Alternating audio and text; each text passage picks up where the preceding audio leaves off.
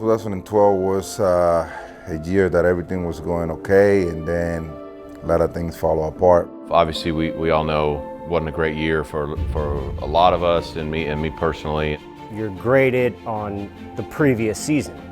Well, the previous season for the Red Sox, 2012, wasn't exactly ideal. And the Red Sox lose tonight 20-2, their worst defeat of the season. And the Toronto Blue Jays sweep the Boston Red Sox in a 3-game weekend series. The manager and the players, the coaches in the middle somewhere, never meshed. Day 1 to day 162, this team never got on the same page. I knew that after 12, moving into 13, there'll be a couple different faces.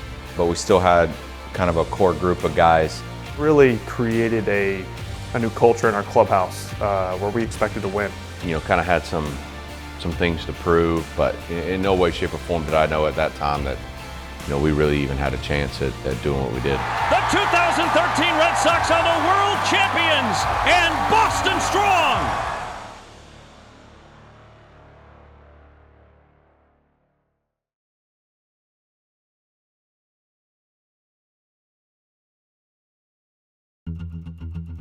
Welcome to 2013. Certainly the Red Sox are very excited to get it started. Even in spring training, there are a lot of new faces this year.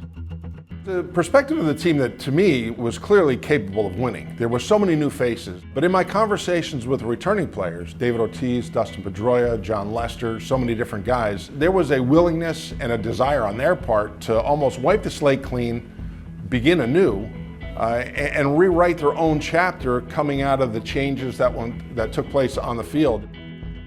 2013 season, I know that we had a great team. You know, we have a lot of young, talented players. And I also know that my career was already walking toward the end of it. And as everybody knows, you know, I love winning. So I carefully pay attention to all the talent that we have and go from there. We knew going in we were going to have a different team. You know, we signed a lot of veteran players that kind of the roster was switching over a little bit.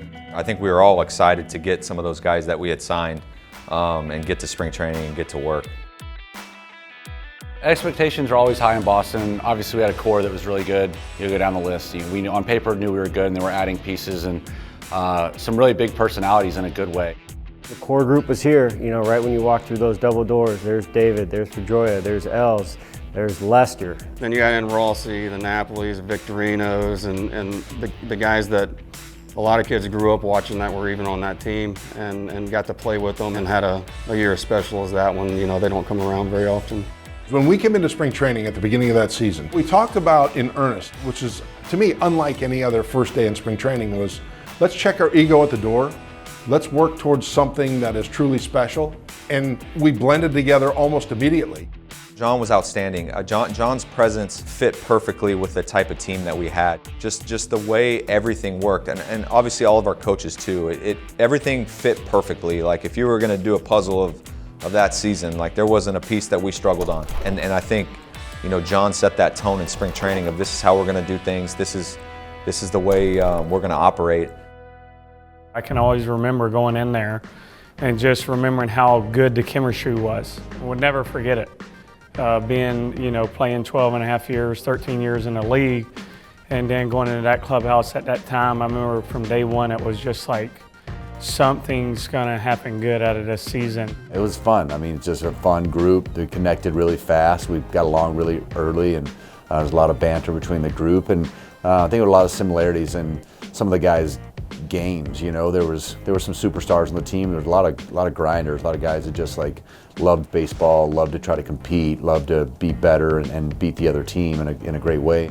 You know, I told myself if I can just be a piece of the puzzle that's already there and just be you know, find a way to bring that winning ways there, that I think we can be very successful. We had a lot of veterans, and all we talked about was winning. Everyone kind of just let their own stats and everything out the window. When we got in there, it was about, you know, trying to win the championship from day one. We talked about it. Those guys, they have history of being stud when it comes down to play baseball. Guys that they just live their heart and soul out there on the field. I remember in spring training talk about a parade, about a playoff appearance, a World Series. Guys were talking about that at the very early stages of that season, and that played into what we now know as the band of bearded brothers as 2013 played out.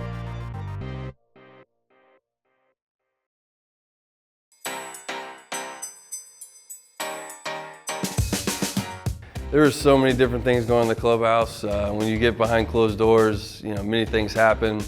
You see the Bruins win Stanley Cups and with the beards, so it's like, all right, let's start growing beards. I was always thinking, like, what if you started growing it when the season was about to start, just that confident? So by the time you get to the playoffs, you don't have this little like 5 o'clock shadow. I came into spring training with a pretty decent beard. It still needed some work. And everyone's like, oh, beard, what's the deal? And I was like, it's my playoff beard in February, mid-February, by the way. It's my playoff beard.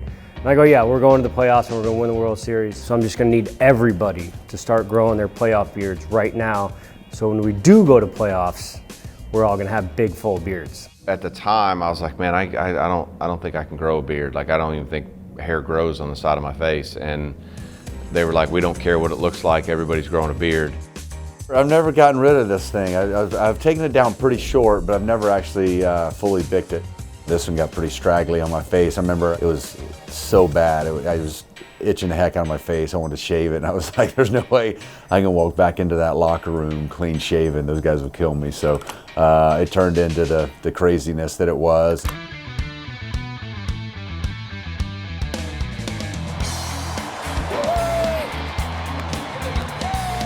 And then the 2 Chainz song came out, so we had 2 Chainz, and I think Johnny and Napoli came up with 3 lines, 2 Chainz, 1 goal, win a World Series, so just kind of stuck. Johnny Gomes was obviously, if you know Johnny, he's outspoken, and that's where it all started, was with him. And he told everybody, the script's already written, all you gotta do is press play, and that slogan stayed with us all season long. We say it jokingly, but we say Johnny was our mascot. He set the tone in the clubhouse every single day. An attitude like no other that I've seen. He willed people to be better. The way he talked, the way he acted, and ultimately, he backed it up with some of the performance that he had on the field. He made me feel like I could be the best player in the world, and that really resonated through our clubhouse. I was super excited to be traded to the Boston Red Sox. Obviously, such a storied franchise, getting to call Fenway Park, now you're home. And when I got traded over, I tried to beat everybody to the field my first day and said hello to Petey, said hello to Johnny. Johnny says it's another day closer to the parade. I go over and just acknowledge that, go over and sit my bags down and start unpacking, talking to Salty and telling, I got my kids and family coming in town. What parade is there in Boston? I'm not real familiar with the culture and city here. And he goes, he's talking about the World Series parade, pal. He goes, I don't know if you know this, we're winning the World Series. And I looked at him square as day, and it's one of those moments I'll always remember, and said, look, that's what I'm here to do. Everybody got along, everybody was working hard, playing hard, but also having fun together. And you normally don't see that from day one, and it just kind of carried on. Playing for the Red Sox, it's all about winning championships. So when the season ends, going to the off season, the preparation, the mindset, it's all about winning. That was always the goal, is to win a championship.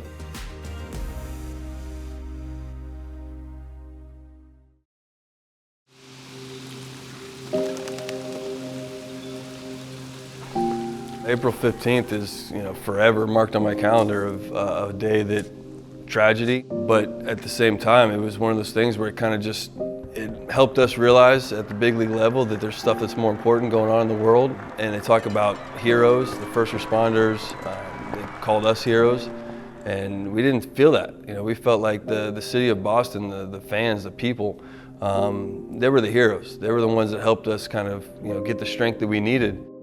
I remember everything. It was still kind of get goosebumps just talking about it.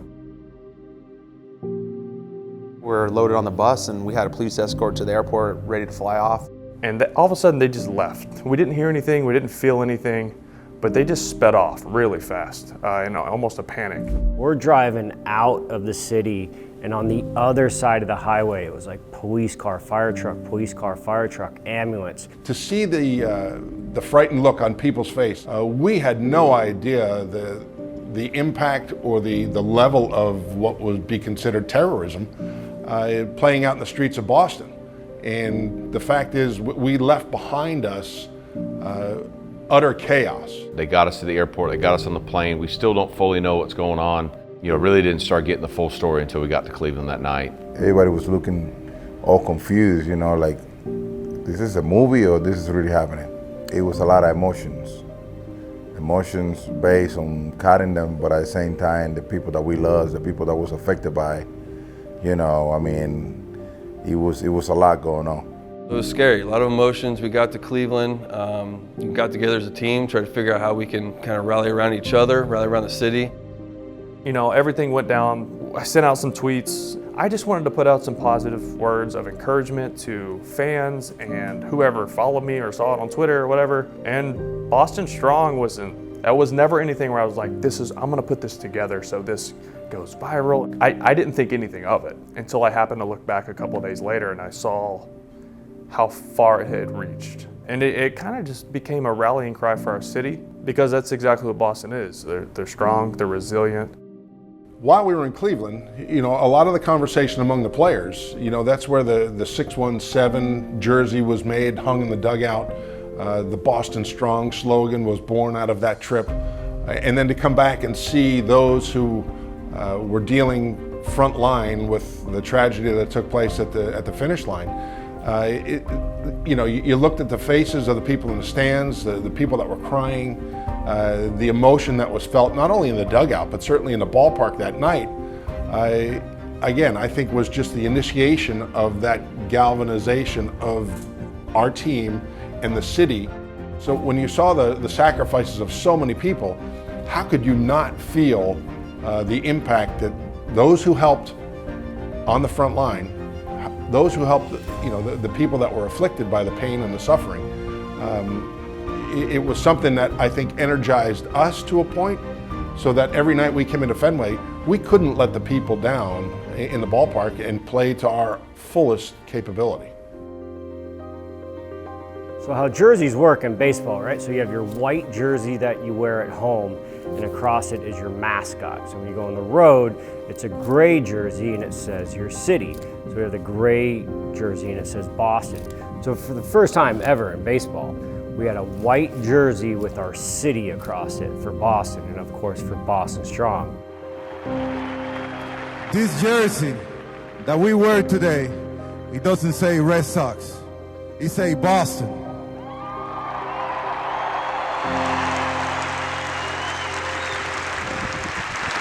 This is our fucking city. And nobody gonna dictate our freedom. Stay strong. Thank you.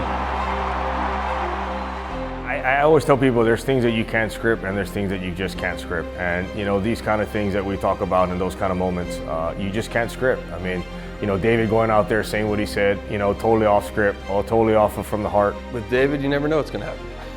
It's kind of a coin toss. Everything he does is with passion, with love, with caring, empathy. Everything is from the heart. They just hand me the microphone and go and say something to the crowd. You know, I was one of the players that was here the longer, and I was kind of one of the leaders in the ball club, and they just wanted me to go out there and say something. But the good thing about it was that I was here the whole time. My heart and everything got smashed just like everybody else. So I speak from the heart. You know, I say exactly what anybody out there would say. It was so quiet whenever he was speaking that it was weird. It went from silence to one of the loudest things that I've ever been a part of. I just couldn't believe that anybody could give such a good speech, and David went out there and said it as perfectly as anybody could ever have dreamt up. It was like from a movie script. You know, we needed some sense of normalcy in our lives, and the energy in the ballpark, and the way that he started the day off with that speech. Like I said, it couldn't have been more perfect. 一つにしてくれるっていうスピーチをしてくれる、そういう存在だから、すごい良かったんじゃないかなと。What Ortiz did, that was really good for everyone. Is just bring everyone together, bring out the positive and what comes with it. Especially during that hard time, he wanted to bring on the fans and all the players together, and the whole city of Boston too. The emotions spiked at that point too, and then, you know, it's Now I have to go pitch this baseball game, and it feels like everybody's, you know, you have to put everybody on your back to get them through it. But man, that game ended in a pretty cool way too. Nava hits it in the air to right field. Francoeur going back. He's at the wall. Boston, this is for you. A 3-run home run for Daniel Nava puts the Sox on top, 4-2.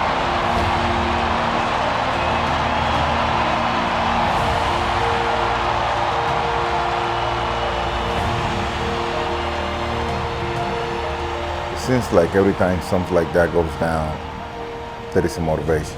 We want to be a distraction for this town, and I think happiness makes you feel like you have the freedom to enjoy, and that was the only thing that we can basically afford to the fans. Let's change everybody's mentality. Let's try to do something that makes it different.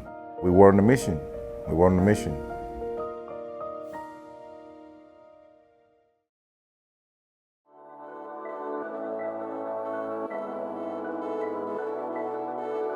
Well, one of the bigger question marks heading into the 2013 campaign for the Red Sox was their starting pitching. Well, as the Red Sox sit atop the American League East, they have answered many of those questions. The starting pitching has been incredible for Boston so far this season.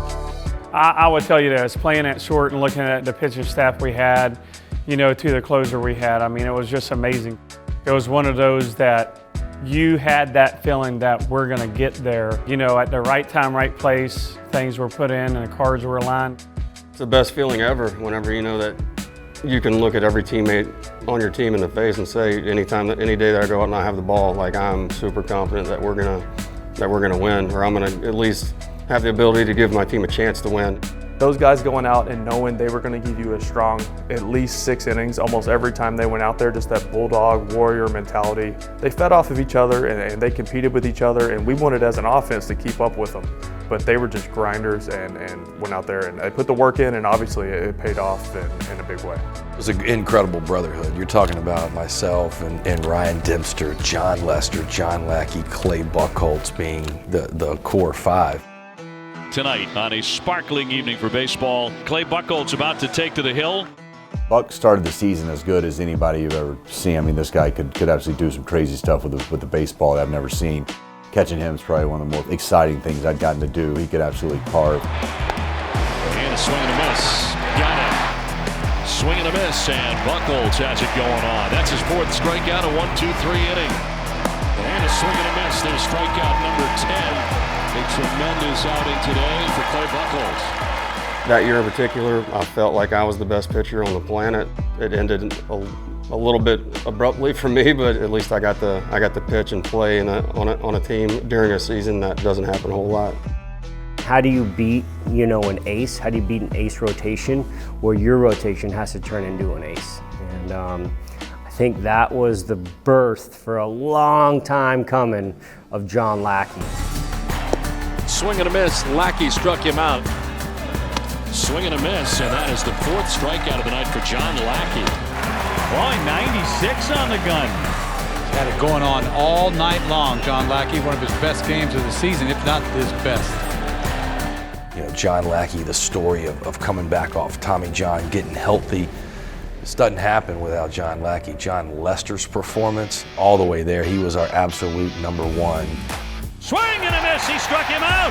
Wow, what a start by John Lester. Swing and a miss, he got him, he struck him out. That's big time pitching. That's what an ace does. 2-2 to Lind. In there for strike 3, a complete game shutout, a 1-hitter for John Lester. And this was spectacular tonight. Just a great rotation. You know, I think we did everything together, you know, and I think that's what makes a good starting 5 is, you know, after the game we hung out together. Before the game, you know, we'd sit in the outfield and shag, or we'd throw our bullpens, guys were watching. Just a good group of guys. I call them lifers. You know, you don't have too many lifers in this game, and pretty much that whole rotation is those guys for me. There's no team that you out there that loses not 1, but 3 closers, and Hanrahan, Bailey, and Andrew Miller are all on the shelf. As Joel Hanrahan, after this pitch, walked off the mound, and it could be quite some time until we see him again. Into center field, a base hit. And Miller went down. know if he turned his ankle or his knee, but he just dropped to the ground. And he has been pitching so well for the Red Sox. That would be a major loss if he was out for any long period of time. Koji technically was our fourth starter, our fourth run at an everyday closer. So to think that you can still go win a championship with a guy that technically, you know, your first closer goes down, your second closer, you know, and to think that you're that kind of depth.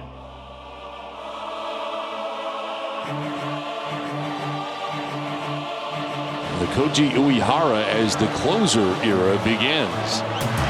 Strike three call, and the Red Sox win. A 1-2-3 for the new Red Sox closer.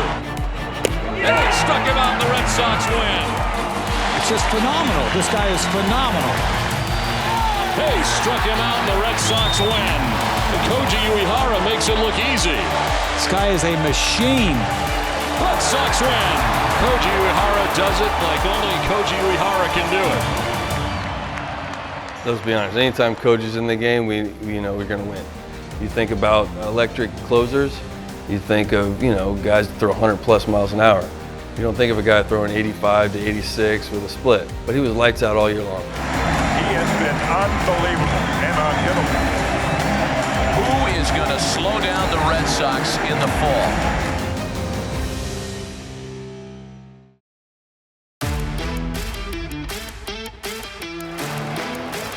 The 2-1 home.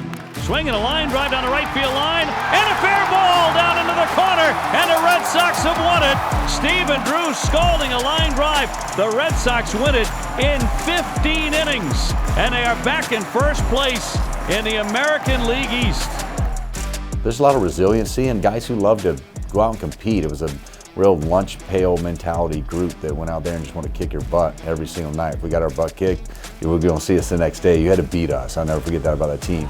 We had guys that kind of was their MO their whole life. Guys that had to work for everything. We didn't have the big time prospects. We didn't have the big time, you know, free agent signings. You know, we had guys that knew how to compete, knew how to grind, never gave at bats. You know, and it was just kind of like our little calling card.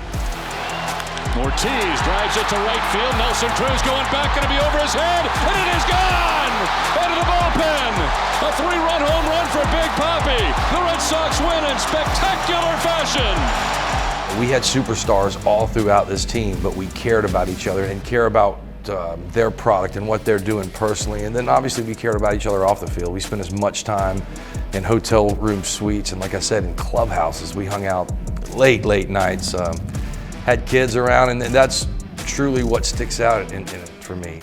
Band of brothers, not the best on paper, but probably had the most heart of any one team that I've ever been around. Everybody knew what job they had to do and knew what they had to do to get it done on an everyday basis, and that's, you know, that doesn't come around very often, regardless of how many veterans or rookies you have on a team. Nava hits it in the air to center field. Deep and far, and that ball's going to land, and the Red Sox have an amazing come-from-behind victory in what turns out to be a magical night from Fenway. We talked about it all the time, just kept pushing along, and it seemed like everybody in the stands were pulling for us, and it was just one game to another, and here, you know, the next thing you know, we're going to the World Series.